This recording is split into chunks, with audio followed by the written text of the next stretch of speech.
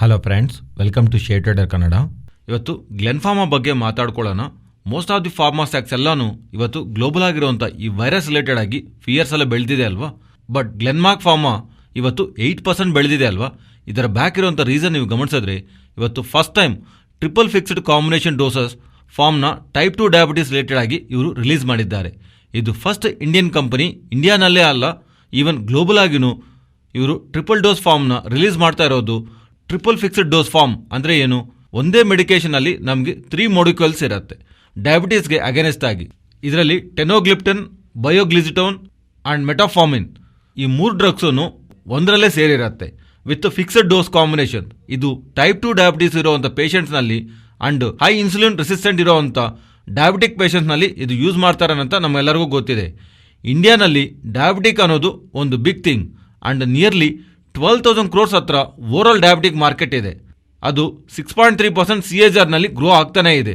ತುಂಬ ಇಯರ್ಸಿಂದ ಇಲ್ಲಿವರೆಗೂ ಗ್ಲೆನ್ಮಾರ್ಕ್ ಅವರು 2015ಇಂದ ಈ ಡಯಾಬಿಟಿಸ್ ಸೆಗ್ಮೆಂಟ್ನಲ್ಲಿ ಟೈಮ್ ಟು ಟೈಮ್ ಹೊಸ ಕಾಂಬಿನೇಷನ್ನ ರಿಲೀಸ್ ಮಾಡ್ತಾನೆ ಇದ್ದಾರೆ. ಆ್ಯಂಡ್ ಇಲ್ಲಿವರೆಗೂ 3 ಡ ಕಾಂಬಿನೇಷನ್ ಫಿಕ್ಸ್ಡ್ ಆಗಿರುವಂಥ ಕಾಂಬಿನೇಷನ್ನ ಟ್ರಿಪಲ್ ಫಿಕ್ಸ್ಡ್ ಡೋಸ್ ಕಾಂಬಿನೇಷನ್ನ ರಿಲೀಸ್ ಮಾಡ್ತಾ ಇರೋದು. ಆ್ಯಂಡ್ ಫಾರ್ಮಾ ರಿಲೇಟೆಡ್ ಆಗಿರುವಂಥ ಪಾಸಿಟಿವ್ ನ್ಯೂಸಸ್ ಇವತ್ತು ಕಂಬೈನ್ ಆಗ್ತಿರೋ ಕಾರಣವಾಗಿ ಇವತ್ತು ಸ್ಟಾಕು 8% ಬೆಳೆದಿದೆ. ನೆಕ್ಸ್ಟು ಸಿಟಿ ಯೂನಿಯನ್ ಬ್ಯಾಂಕ್ ಬಗ್ಗೆ ಮಾತಾಡ್ಕೋಬೇಕು. ಸ್ಟಾಕ್ನ ನಾವು ಟ್ರ್ಯಾಕ್ ಮಾಡ್ತಿರೋರಿಗೆ ಒಂದು ಐಡಿಯಾ ಇರುತ್ತೆ. ಮೋಸ್ಟ್ ಆಫ್ ದಿ ಟೈಮ್ಸು ಇವರು ಸ್ವಲ್ಪ ರೀಸನಬಲ್ ಆಗಿ ನಂಬರ್ಸ್ನ ಪೋಸ್ಟ್ ಮಾಡ್ತಾನೆ ಇರ್ತಾರೆ. ಆದರೆ ಇವರು ಸಡನ್ ಆಗಿ ಆ್ಯಕ್ಚುಲಿ ಮಾರ್ಕೆಟ್ ಯಾರೂ ಎಕ್ಸ್ಪೆಕ್ಟ್ ಮಾಡಿರಲಿಲ್ಲ, ಆ ಥರ ಡೈವರ್ಜೆನ್ಸ್ ಕಾಣಿಸ್ತಾ ಏನೋ ಥರ ಅಪ್ಡೇಟ್ ಮಾಡ್ತಿದ್ದಾರೆ. ಡೈವರ್ಜೆನ್ಸ್ ಅಂದರೆ ಏನು? ಅವ್ರು ರಿಪೋರ್ಟ್ ಮಾಡಿರೋಂಥ ನಂಬರ್ಸ್ಗೆ ಆ್ಯಕ್ಚುಲ್ ಆಗಿ ನಂಬರ್ಸ್ಗೆ ಮಧ್ಯದಲ್ಲಿರುವಂಥ ಡಿಫ್ರೆನ್ಸ್. ಇನ್ನೂ ಸಿಂಪಲ್ ಆಗಿ ಹೇಳ್ತೀನಿ, ನಾನು ನನ್ನ ಹತ್ರ ಇರೋಂಥ ಬ್ಯಾಂಕಲ್ಲಿ 100 rupees ಹತ್ರ ಗ್ರಾಸ್ ನಾನ್ ಪರ್ಫಾರ್ಮಿಂಗ್ ಅಸೆಟ್ಸ್ ಇದೆ. ನೀವು ಕೊಟ್ಟಿರೋಂಥ ಹಣ ಬರಲ್ಲ ಅನ್ನೋ ಹತ್ರ ಕ್ವಶನ್ ಮಾರ್ಕ್ನಲ್ಲಿ ಇದೆ. ನಾನೊಂದು ಟೈಮಲ್ಲಿ ಹೇಳ್ದಿರೋದಕ್ಕಂದ್ರೆ ಆ್ಯಕ್ಚುಲ್ ಆಗಿ ನೋಡಿದ್ರೆ ಅದು 140 rupees ಹತ್ರ ಇದೆ. 40%ವರೆಗೂ ಡೈವರ್ಜೆನ್ಸ್ ಕಾಣಿಸ್ತಾ ಇರೋ ಥರ ಅಪ್ಡೇಟ್ಸ್ ಮಾಡಿದ್ದಾರೆ. ಸೊ ಬಟ್ ನಾನದು ರಿಪೋರ್ಟ್ ಮಾಡಿರೋ ನಂಬರ್ಸು 100 rupees, ಬಟ್ ಆ್ಯಕ್ಚುಲ್ ಆಗಿರೋಂಥ ನಂಬರ್ಸು 140% ಡೈವರ್ಜೆನ್ಸ್ ಇದೆ ಅಂತ ಅಪ್ಡೇಟ್ ಮಾಡ್ತಾ ಇರೋದು. ದೆನ್ ಆ ಸ್ಟಾಕ್ ರಿಲೇಟೆಡ್ ಆಗಿರೋಂಥ ವ್ಯೂ ಎಲ್ಲ ಟೋಟಲಿ ಚೇಂಜ್ ಆಗುತ್ತೆ ಅಲ್ವಾ. ಆ ಥರ ಅವರು ಪ್ರೀವಿಯಸ್ಲಿ ಇರೋವಂಥ ಗ್ರಾಸ್ ನಾನ್ ಪರ್ಫಾರ್ಮಿಂಗ್ ಅಸೆಟ್ಸ್ ಅಂದ್ರೂ RBI ಅವರು ಮಾಡಿರೋಂಥ ವೆರಿಫಿಕೇಷನ್ನಲ್ಲಿ ಡೈವರ್ಜೆನ್ಸ್ ಅನ್ನೋದು ಫೈಂಡ್ ಔಟ್ ಆಗಿರೋ ಥರ ಅಂಡ್ ಅದು ಟೋಟಲಿ 259 crores ಹತ್ರ ಇದೆ ಅಂತ ಅಪ್ಡೇಟ್ ಮಾಡ್ತಿದ್ದಾರೆ. 259 crores ಅನ್ನೋದು ಡೆಫಿನೆಟ್ಲಿ ಕಂಪ್ನಿ ರಿಲೇಟೆಡ್ ಆಗಿ ದೊಡ್ಡ ನಂಬರೇ. Because 259 crores in terms of ಇವ್ರ ಲೋನ್ ಪ್ರಕಾರ ನೋಡಿದ್ರೆ 0.64 ಆಗಿರುತ್ತೆ. ಅಂಡ್ ಇನ್ ಟರ್ಮ್ಸ್ ಆಫ್ ಇವರ ಸ್ಲಿಪೇಜ್ ಪ್ರಕಾರ ನೋಡಿದ್ರೆ 20.3% ಇದೆ. ಅಂಡ್ ಪ್ರೀವಿಯಸ್ಲಿ ಇವ್ರು ರಿಪೋರ್ಟ್ ಮಾಡಿರುವಂಥ ಗ್ರಾಸ್ ನಾನ್ ಪರ್ಫಾರ್ಮಿಂಗ್ ಅಸೆಟ್ಸು ಅದನ್ನು ಆ್ಯಡ್ ಮಾಡಿ ನೋಡಿದ್ರೆ ಲಾಸ್ಟ್ ಟೈಮ್ ಅವ್ರು ಪೋಸ್ಟ್ ಮಾಡಿರೋಂಥ ಗ್ರಾಸ್ ನಾನ್ ಪರ್ಫಾರ್ಮಿಂಗ್ ಅಸೆಟ್ಸ್ ಅಂದರೆ 13%. ಇವರ ಗ್ರಾಸ್ ನಾನ್ ಪರ್ಫಾರ್ಮಿಂಗ್ ಅಸೆಟ್ಸು ಬೆಳೆಯುತ್ತಲ್ವಾ. ಅಂಡ್ ಈವನ್ ಪ್ರೀವಿಯಸ್ಲಿನೂ 40 crores ಹತ್ರ ಡೈವರ್ಜೆನ್ಸ್ ಕಾಣಿಸಿದೆ ಅಂತ ಅವ್ರು ಮಾಡಿರೋದು ಅಪ್ಡೇಟು. ಈ ಓವರ್ ಆಲ್ ಸ್ಟೇಟ್ಮೆಂಟ್ಸ್ ಎಲ್ಲಾನು ಸ್ಟಾಕ್ ಇವತ್ತು ಒಂದು ಪಾಯಿಂಟ್ನಲ್ಲಿ 9% ಫಾಲ್ ಆಗ್ತಾ ಅಂಡ್ ಎಂಡ್ ಆಫ್ ದ ಟೈಮ್ಗೆ 5% ಹತ್ರ ನೆಗೆಟಿವ್ನಲ್ಲಿ ಎಂಡ್ ಆಗಿದೆ. ಅಂಡ್ ಅಪ್ಕಮಿಂಗ್ ರಿಸಲ್ಟ್ಸು ಎಕ್ಸ್ಪೆಕ್ಟೇಷನ್ ಕಂದ್ರೂ 10 to 15% ಲೋವರ್ ಸೈಡ್ ಇರ್ಬೋದು ಅನ್ನೋ ಥರ ಮಾರ್ಕೆಟ್ ಪ್ರೆಸೆಂಟ್ ಅಂತ ಫ್ಯಾಕ್ಟರ್ ಮಾಡ್ತಿದೆ. ನೆಕ್ಸ್ಟು APIನ ತಯಾರು ಮಾಡುವಂಥ ಕಂಪನೀಸು ಲೈಕ್ ಐವೋಲ್ ಕೆಮಿಕಲ್ಸ್ ಆದರೂ ದಿವಿ ಲ್ಯಾಬ್ಸು ಇಂಟ್ರಾಡೇ ಸೆಷನಲ್ಲಿ ಜಾಸ್ತಿ ರ್ಯಾಲಿ ಆಗಿರೋ ಥರ ಕಾಣಿಸುತ್ತಲ್ವಾ. ಇನ್ಫ್ಯಾಕ್ಟ್ ಲಾರಸ್ ಲ್ಯಾಬೂ ಇವತ್ತು 2% ಬೆಳೆದಿದೆ. ರೀಸೆಂಟ್ ಟೈಮ್ಸಲ್ಲಿರುವಂಥ ಕಾನ್ಸ್ಟೆಂಟ್ ಫಾಲ್ ಆದಮೇಲೆ ಇದರ ಬ್ಯಾಕ್ ಇಂಪಾರ್ಟೆಂಟ್ ಥೀಮ್ ಕಾಣಿಸ್ತಾ ಇದೆ. ET ಅವರು ಮೀನ್ಸ್ ಎಕನಾಮಿಕ್ ಟೈಮ್ಸ್ ಅವರು ಇವತ್ತು 647ಗೆ ಒಂದು ಇಂಪಾರ್ಟೆಂಟ್ ಆರ್ಟಿಕಲ್ನ ಅಪ್ಡೇಟ್ ಮಾಡ್ತಾ ರೀಸೆಂಟ್ ಟೈಮ್ಸಲ್ಲಿ ಸ್ವಲ್ಪ API ರಿಲೇಟೆಡ್ ಆಗಿ ಪ್ರೈಸಸ್ ಲಾಸ್ಟ್ 2 ವೀಕ್ಸಲ್ಲಿ 12 to 25% ಬೆಳೆದಿರೋ ಥರ, ಅದರಲ್ಲಿ ಪ್ಯಾರಾಸೆಟಮಾಲ್ ಇದರ ರಿಲೇಟೆಡ್ ಆಗಿರೋವಂಥ ಡ್ರಗ್ಸ್ ಲೈಕ್ ಐಬ್ಯೂಪ್ರೋಫಿನ್ ಫೀವರ್ಗಾದರೂ ಪೇಯ್ನ್ಗಾದರೂ ಆಂಟಿಬಯೋಟಿಕ್ಸ್ ರಿಲೇಟೆಡ್ ಆಗಿ ಯೂಸ್ ಮಾಡುವಂಥ ಮೆಡಿಕೇಶನ್ಸ್ ಇರುತ್ತಲ್ವ, ಅದಕ್ಕೆ ಬೇಕಾಗಿರೋಂಥ ರಾ ಮೆಟೀರಿಯಲ್ಸ್ ಆಗಿರೋಂಥ APIನ ತಯಾರು ಮಾಡ್ತಿರೋಂಥ ಅವರು ರೀಸೆಂಟ್ ಟೈಮ್ಸಲ್ಲಿ ಪ್ರೈಸಸ್ ಜಾಸ್ತಿ ಮಾಡಿರೋ ಥರ. ಇದರ ಕಾರಣವಾಗಿ US ನಲ್ಲಿ, ಯುರೋಪ್ನಲ್ಲಿ ಆ್ಯಂಡ್ ಈವನ್ ಚೈನಾದಲ್ಲೂ ಇರುವಂಥ API ಶಾರ್ಟೇಜ್ ಕಾರಣವಾಗಿ ರೀಸೆಂಟ್ ಟೈಮ್ಸಲ್ಲಿ 12 to 25% ಪ್ರೈಸಸ್ ಬೆಳೆದಿರೋ ಥರ ಅಪ್ಡೇಟ್ಸ್ ಕಾಣಿಸ್ತಾ ಇದೆ. ಬಟ್ ಇದಾದಮೇಲೆ ಫೈನಾನ್ಷಿಯಲ್ ಪ್ಲಾಟ್ಫಾರ್ಮ್ಸಲ್ಲಿ ಸ್ವಲ್ಪ ಕಂಪ್ನೀಸ್ ರಿಲೇಟೆಡ್ ಆಗಿ ಮ್ಯಾನೇಜ್ಮೆಂಟ್ ಹೇಳ್ತಿರೋಂಥ ಅಪ್ಡೇಟ್ಸ್ ಪ್ರಕಾರ ಸ್ವಲ್ಪ ರೀಜನ್ಸಲ್ಲಿ ಶಾರ್ಟೇಜ್ ಅಂತೂ ಇದೆ, ಬಟ್ ಅದು ಒಂದು ಟೆಂಪರವರಿ ಥಿಂಗ್. ಸಪ್ಲೈ ಸರಿಯಾಗೇ ಇದೆ, ಸಪ್ಲೈ ಚೈನ್ ಡಿಸ್ರಪ್ಷನ್ ಆಗಿಲ್ಲ ಅಂಡ್ ಹೆವಿಯಾಗಿ ಏನದು ಯೂಸೇಜನ್ನು ಬೆಳೆದಿಲ್ಲ. ಅದರಿಂದ ಸಡನ್ ಡಿಮ್ಯಾಂಡಿಂಗ್ ಏನೂ ಇಲ್ಲ, ಟೆಂಪರವರಿ ಇವೆಂಟ್ ಅನ್ನೋ ಥರ ಫೈನಾನ್ಷಿಯಲ್ ಪ್ಲಾಟ್ಫಾರ್ಮ್ಸಲ್ಲಿ ಡೇಟಾ ಕಾಣಿಸ್ತಾ ಇದೆ. ಬಟ್ ಎನಿವೇ ಈ ಥರ ಶಾರ್ಟೇಜ್ ಒಂದು ನಡೀತಾ ಇದೆ. ಇದರ ಕಾರಣವಾಗಿ ಪ್ರೈಸಸ್ ಲಾಸ್ಟ್ 2 ವೀಕ್ಸ್ನಲ್ಲಿ ಭಾರಿ ಮೊತ್ತದಲ್ಲಿ ಬೆಳೆದಿದೆ ಅಂತ ಹೇಳಿದ್ರ ಕಾರಣವಾಗಿ ಇದಕ್ಕೆ ಅಡಿಷನ್ ಆಗಿ ಚೈನಾ ರಿಲೇಟೆಡ್ ಆಗಿ ಅನ್ಸರ್ಟನಿಟಿ ಅಪ್ಕಮಿಂಗ್ ಟೈಮ್ಸಲ್ಲಿ ಇಂಡಿಯಾನಲ್ಲೂ ಇಂಪ್ಯಾಕ್ಟ್ ಮಾಡ್ಬೋದು ಅಂತ ಒಂದು ಫಿಯರಿಂದ ಈ ಸ್ಟಾಕ್ಸಲ್ಲಿ ಇವತ್ತು ಇಷ್ಟೊಂದು ಮೂವ್ ಕಾಣಿಸಿದೆ. ನೆಕ್ಸ್ಟು ಶ್ಯಾಮ್ ಮೆಟಾಲಿಕ್ಸ್ ಬಗ್ಗೆ ಮಾತಾಡ್ಕೋಬೇಕು.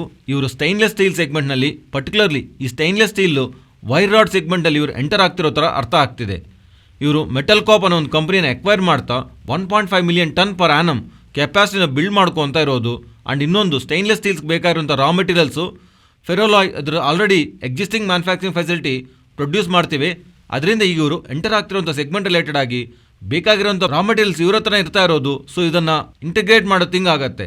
ಅಂಡ್ ಪ್ರೆಸೆಂಟ್ ಇವ್ರು ಮಾಡ್ತಿರೋಂಥ ಬಿಸ್ನೆಸ್ನಿಂದ ಡೈವರ್ಸಿಫಿಟಿ ಆಗ್ತಿರೋ ಥರ, ಅದರಿಂದ ಈ ಸ್ಟೈನ್ಲೆಸ್ ಸ್ಟೀಲ್ ವೈಡ್ ರಾಡ್ ಸೆಗ್ಮೆಂಟ್ನ ಇವರು ಅಕ್ವಜೇಷನ್ನ ಮಾರ್ಕೆಟ್ ಪಾಸಿಟಿವ್ ಆಗಿ ತಗೊಂಡಿದೆ. ಅಂಡ್ ಈವನ್ ಪ್ರೀವಿಯಸ್ಲಿನೂ ರಿಸಲ್ಟ್ಸ್ ಪೋಸ್ಟ್ ಮಾಡಿದಾಗ್ಲೂ ಮ್ಯಾನೇಜ್ಮೆಂಟ್ ಕೊಟ್ಟಿರೋಂಥ ಟಾರ್ಗೆಟ್ ಪ್ರಕಾರ ಇವರು ಎಕ್ಸಿಸ್ಟಿಂಗ್ ಆಗಿರುವಂಥ 8.85 ಮಿಲಿಯನ್ ಟನ್ಸ್ ಪರ್ ಆ್ಯನಮ್ ಕೆಪಾಸಿಟಿಯಿಂದ ಇವರು ಪ್ರೊಡಕ್ಷನ್ ಕೆಪಾಸಿಟಿನ 14.45 ಮಿಲಿಯನ್ ಟನ್ ಪರ್ ಆ್ಯನಮ್ಗೆ ಜಾಸ್ತಿ ಮಾಡ್ಕೋಬೇಕು ಅನ್ನೋ ಥರ ಅಪ್ಡೇಟ್ ಮಾಡಿದಾರಲ್ವಾ. ಅದಕ್ಕೆ ನಿಯರ್ಲಿ ಇವರು 10,000 crores ಹತ್ರ ನೆಕ್ಸ್ಟ್ 5 yearsಗೆ ಖರ್ಚು ಮಾಡ್ತೀವಿ ಅಂತ ಹೇಳ್ತಿದ್ದಾರೆ.